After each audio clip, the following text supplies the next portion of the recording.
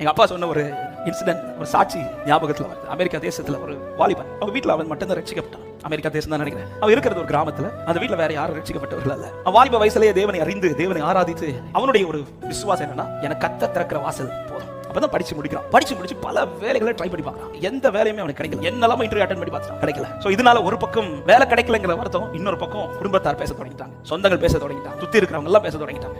இது ஆண்டவருக்கு பிடிச்சிருக்கீங்க, இது ஆண்டவருக்கு அழைச்ச அழைப்புல நின்றுட்டு இருக்கிறீங்க, உனக்கு ஏன் வாசல் திறக்கலன்னு கேள்வி மேல கேள்வி. அவனுக்கு சொல்றதுக்கு பதில் இல்ல. அப்பதான் கடைசி ஒரு கம்பெனில ஒரு கால் இன்டர்வியூ வருது. அந்த இன்டர்வியூ வந்து அவன் மண்டே போய் அட்டெண்ட் பண்ணணும். அந்த சண்டே விசுவாசத்தோட சர்ச்ல போய் எல்லாரும் முன்னாடி மைக் எடுத்து சாட்சி சொல்றான். நாளைக்கு நான் ஒரு இன்டர்வியூ போறேன், எல்லாரும் ஜெபிச்சுக்கோங்க, கர்த்தர் எனக்கு அதை வாக்கியம் பண்ணுவாராக அப்படின்னு சொல்லிட்டு சாட்சி சொல்லிட்டு போறான். அடுத்த நாள் காலையில கிளம்பி வீட்டுல ரயில்வே ஸ்டேஷன் போகணும். அந்த ஸ்டேஷன்ல 2 ட்ரெயின் தான் வரும். ஒன்னு காலையில ஒரு குறிப்பிட்ட டைமுக்கு வரும், அது முடிஞ்சிச்சுன்னா மத்தியானம். அது காலையில பிடிக்கிற அந்த ஃபர்ஸ்ட் ட்ரெயின்ல பிடிச்சாதான் அவனுக்கு சரியான இடத்துக்கு சரியான நேரத்துக்கு போக முடியும். அது பிடிக்கலன்னா அடுத்து மத்தியானம் தான் ட்ரெயின். வீட்டுல இருந்து புறப்பட்டு அந்த ரயில்வே ஸ்டேஷன் போகிற வழி பாதி தூரம் வரும்போது சரியான மழை, மழையோடு கூட பயங்கர காத்து. அந்த காத்துல அந்த ரோட் சைடுல ஒரு மரம் குறுக்க விழுந்துச்சு. இப்போ கூட்டிட்டு போன கேப் என்ன பண்ணிட்டான், சார் இதுக்கு மேல வண்டி போகாது, நீங்க நடந்து தான் போகணும். சரி, இவன் கார்ல இறங்கி வேகமா அந்த ஸ்டேஷனுக்கு நடந்து போறான். போய் ஸ்டேஷன்ல ட்ரெயின் பிடிக்கலான்னு போகும்போது அவன் எந்த ட்ரெயினுக்கு வந்தாலும் அந்த ட்ரெயின் போயிடுச்சு.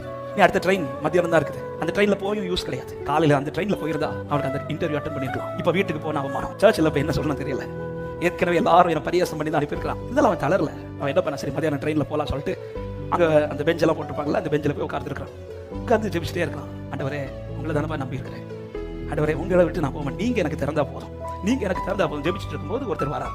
அவர் வந்து, என்னப்பா ட்ரெயின் மிஸ் பண்ணிட்டியா?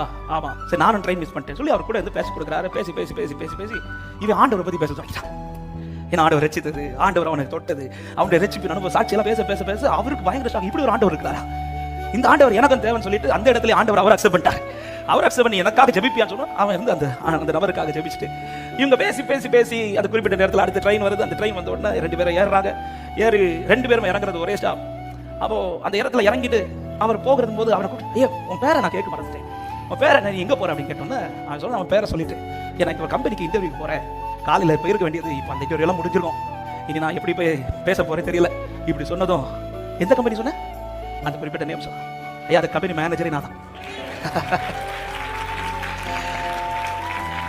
நான் நினைச்சேன், ஐயோ நான் ஒருத்தர் இன்டர்வியூ வர சொன்னேனே, அவன் ஃபர்ஸ்ட் ட்ரெயின்ல வந்திருப்பானே, அவன் எனக்கு வேண்டி வெயிட் பண்ணிட்டு இருப்பானே, ஐயோ அவனை இவ்வளவு நேரம் வெயிட் பண்ணி வச்சுட்டேனே நான் ஃபீல் பண்ணி வந்துட்டு இருக்கேன். கடைசியில் அந்த பர்சனே நீதான்பா. உனக்கு இனி இன்டர்வியூலாம் தேவை கிடையாது, உனக்கு டைரக்டா பொசிஷன்.